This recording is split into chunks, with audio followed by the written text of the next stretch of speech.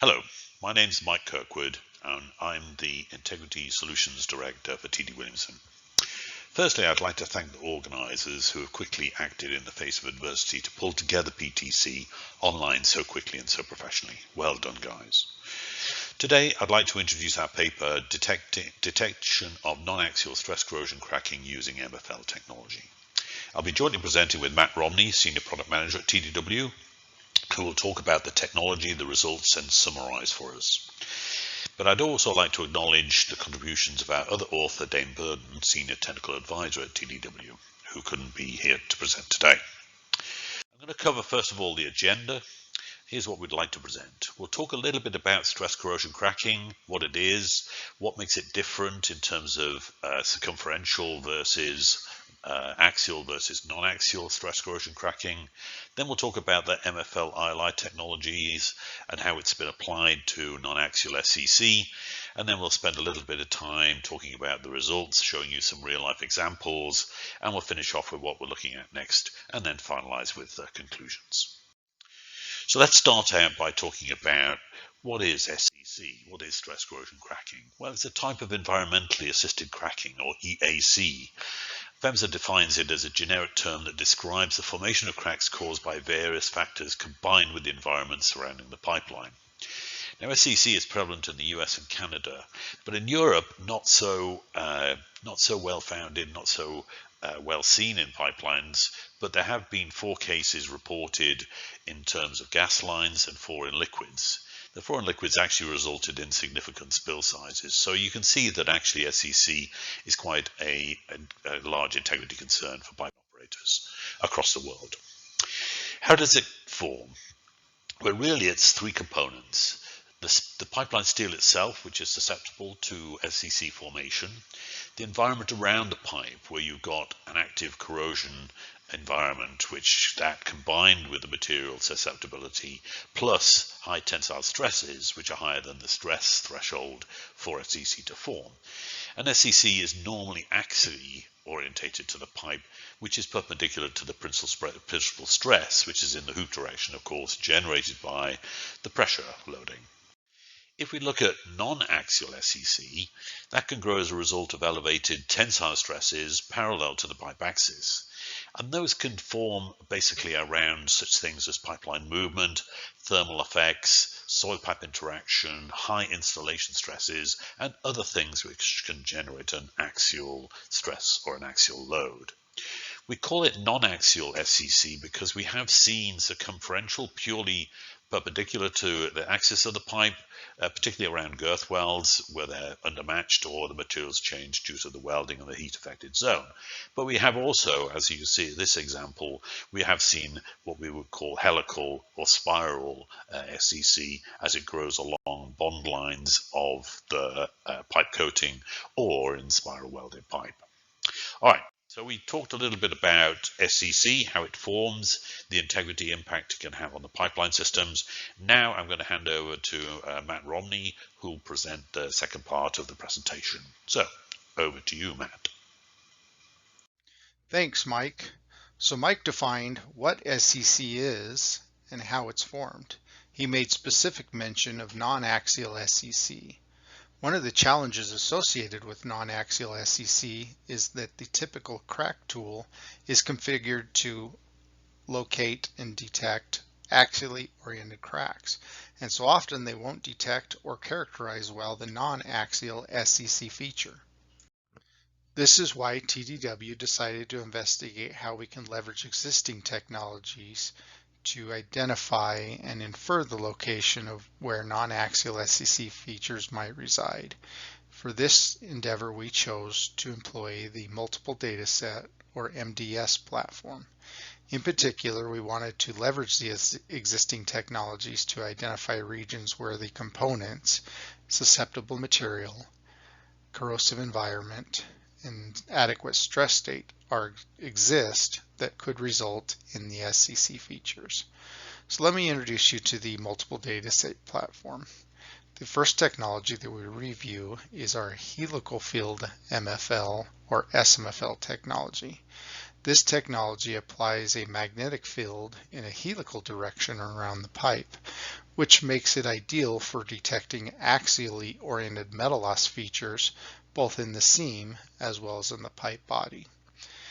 This technology is also ideal for inspecting the long seam. With this technology, we can find axially oriented metal loss, gouging, hook cracks, lack of fusions, and selective seam weld corrosion, or preferential corrosion.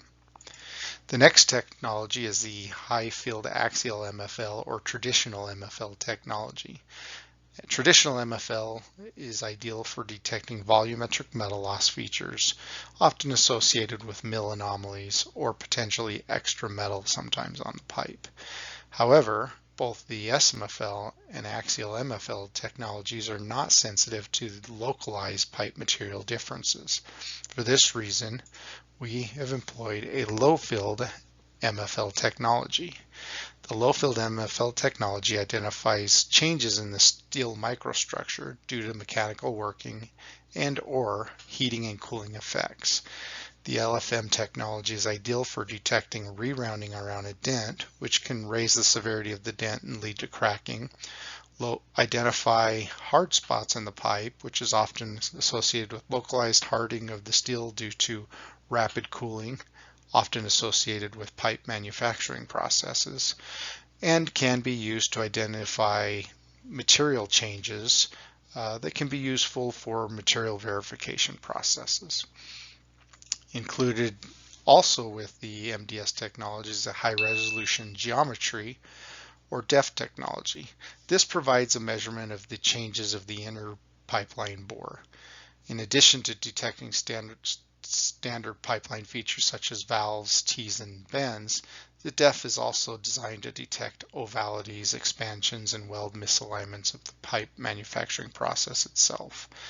The final technology that we will review is the mapping technology, which is a high-resolution mapping when tied to above-ground coordinates, details pipe routing, and enhances dig programs, and contributes information that can be used to perform bending strain analysis. So let's jump into how we would leverage these technologies. So first we want to look at pipe steel, and unfortunately pipe steel is susceptible to SCC. So it really leaves us to look for the material and loading conditions or stress states to identify and infer locations where SCC may occur. So let's first look at corrosion. What we want to do is identify regions where there is active corrosion.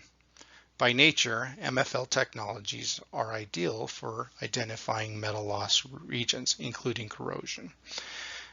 The advantage we'll see with the MDS tool is that we have two high-field MFL technologies, which allows us to go beyond just identifying regions with corrosion, but actually identify and characterize the shape of the corrosion. So in this first example, we're looking at a circumferentially oriented metal loss feature that is very narrow. The response we see in the axial MFL is a fairly strong response to this, which is expected due to the orientation of the feature relative to the magnetic field. However, when we look at the response of the helical or SMFL technology, we see a far more muted response. In contrast to the previous example, in this example we see a very narrow axially oriented metal loss feature present in the pipe wall. Due to the orientation of this feature, we see almost no response in the traditional axial MFL, because the orientation of the feature and the orientation of the magnetic field are actually parallel. However, when we compare that to the response we see in the helical field MFL or SMFL, we now see a fairly distinct response, once again due to the orientation of the magnetic field relative to the feature. In this very simple demonstration, we see that MFL technology can detect areas with active metal loss, and there are advantages of having two high-field MFL technologies included on the same tool, where this allows further detection, classification, and characterization of the metal loss features. So we've identified that pipeline steel is susceptible to stress corrosion cracking, and that leveraging MFL technologies we can locate and size metal loss features, including corrosion. The last feature we want to identify that's associated with stress corrosion cracking is the stress state. And for this, we're going to look at a localized strain, leveraging our high-resolution mapping technology. In the plot that we're showing, you've got a red line that represents the total relative strain that is calculated due to minute bends in the pipe. Black line represents the orientation of the tension side, so from 0 to 360 degrees. And then the purple triangles represent the location of metal loss that's been identified by MFL technologies. In this first example, although there is an area with relatively high strain, there's very little correlation of the tension location of the strain and the corrosion. So this is something that we would expect a low likelihood of SCC. In the next example, we have the same plot, but in this case, we have an area of relatively high strain. And when we look at the correlation of the tension side, which is plotted in the black, and the corrosion location, which is the purple triangles, we see a good correlation. And so in this case, this is something that we would think would have a higher likelihood of SCC present. And so we see by leveraging existing technologies, we can identify pipeline material that is susceptible, which is generally pipeline steel, active corrosion locations, and inadequate stress to produce SCC features. Confident we can identify locations with higher probability of SCC, TDW built a process. We leveraged the helical and axial MFL technologies to identify areas of corrosion. Further, we use the difference between the two MFL technology signals to determine metal loss orientation, whether it's axially oriented, circumferentially oriented, or general metal loss. Where circumferentially oriented metal loss is determined, we use the high-resolution mapping data to infer the localized strain due to pipe bending or misalignment. The result is a reliable process that allows us to assign a low, moderate, or high likelihood of SCC presence.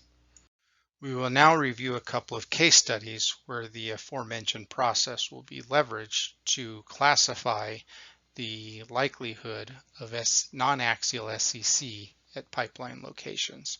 In this first example, we see a relatively strong field response in the axial MFL in the plot on the left relative to the response we see in the helical MFL, which is the gray plot on the right.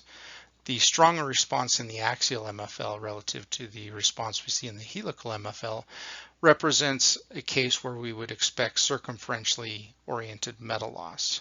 Further, as we review the relative strain as calculated from the high-resolution mapping, we see an area of relatively high strain where we've got a collection of metal loss at the entrance of that strain event. And that collection of metal loss correlates well with the tension side of the strain. In this case, leveraging the process that's been established, we would identify this as an area with a high likelihood of SCC present.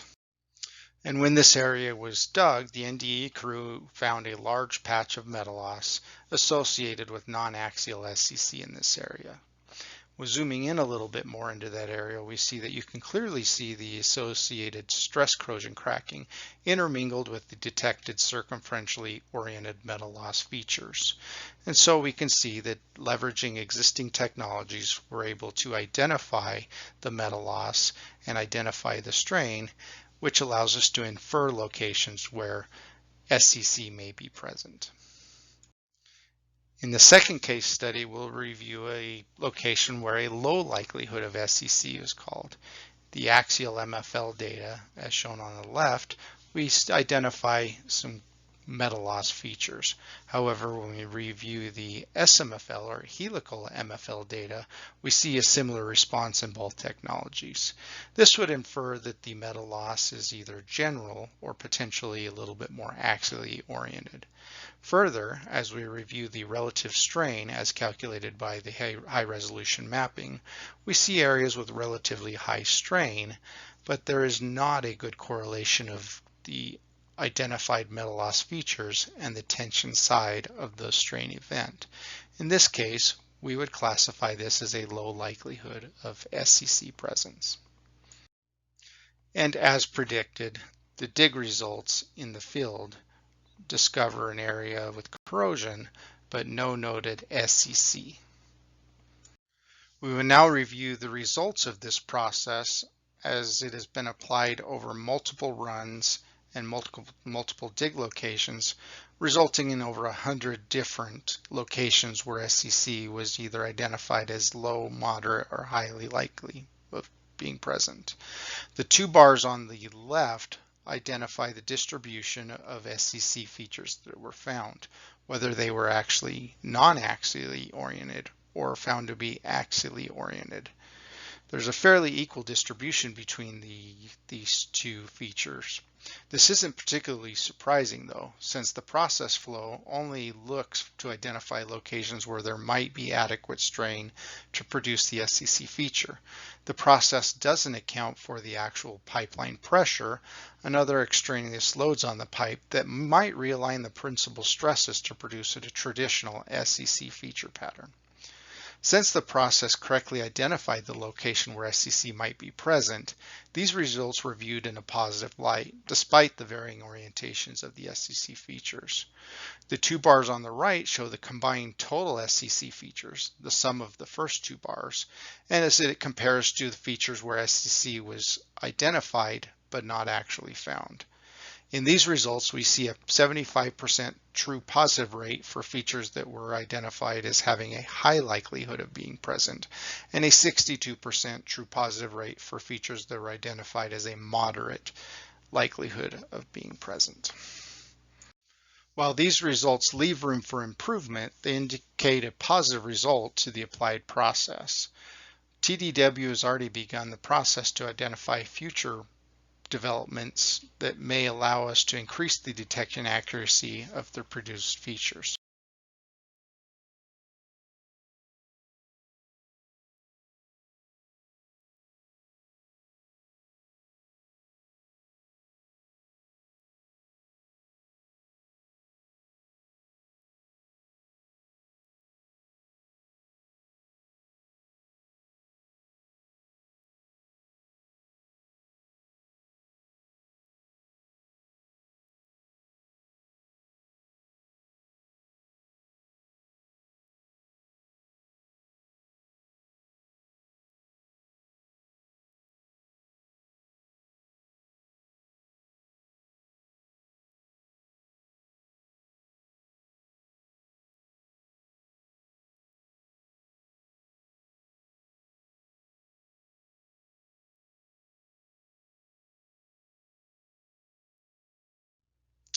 So in conclusion, there is no doubt that stress corrosion cracking, or SCC, poses a real threat to pipeline integrity.